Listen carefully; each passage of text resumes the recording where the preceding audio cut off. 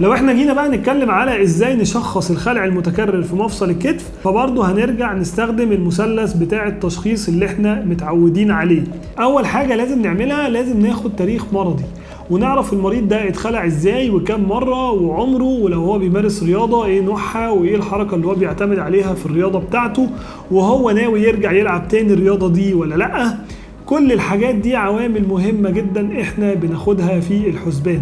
تاني حاجة او تاني ضلع في المثلث بتاعنا زي ما احنا عارفين هو الفحص بتاع العيادة او الفحص السريري للمريض لما بيجي العيادة. الفحص ده مهم جدا لان احنا هنا اول حاجة بنحتاج نعملها ان احنا نتأكد ان المريض ده ما عندوش ليونة في الاربطة. تاني حاجة بنعملها بنشوف مدى ثبات رأس عظمة العضد في الحق بتاع مفصل الكتف عن طريق ان احنا بنعمل بعض الفحوصات اللي هي ممكن تخلي المريض يحس ان الكتف هيخرج من مكانه، بس بنوقف بحيث ان ما يحصلش خلع اثناء الفحص.